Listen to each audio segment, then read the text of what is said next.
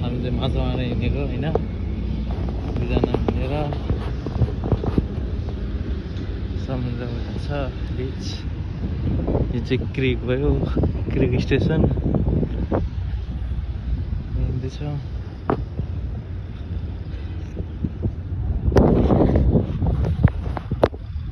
यहाँ यस्तो घाममा 11 बजेको घाममा दुईजना मात्र माछा मार्न लागेको छ।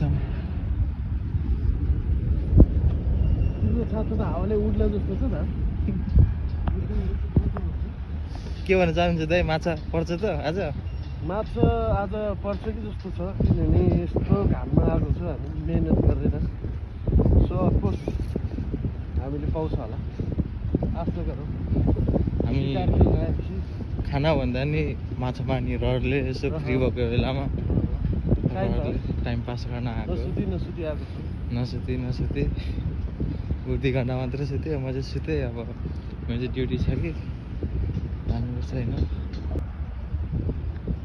यहाँ बोटै बोट छ, पुरानो त्यसको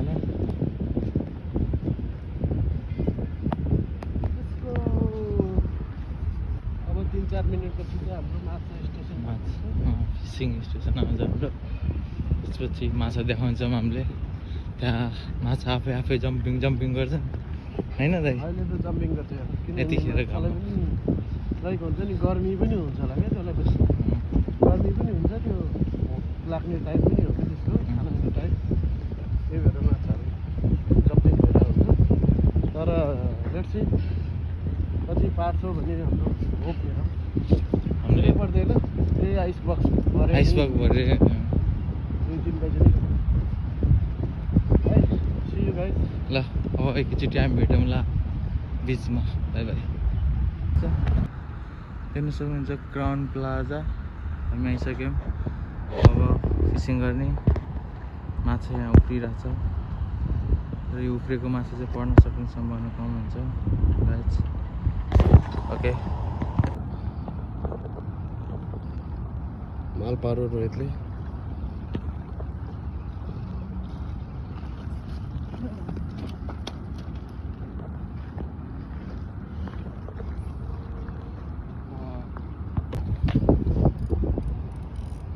माछा परेको अवस्था। फुत्त निकाल्नु ल, त्यो खस्नु। माछा यहाँ परिरहेको छ होइन गाइज, ठुलै छ।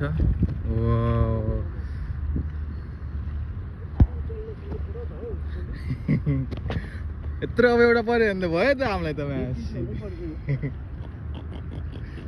कस्तरी करा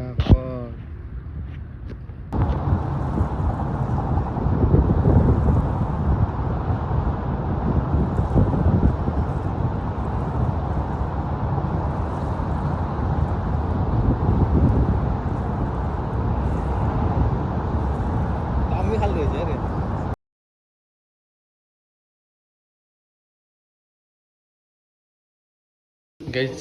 माछा यत्रो मारेर लिएर आयो होइन। अब यसरी बनाउन लागेको सबैजना मिलेर माछा बनाएर खाने होइन आज।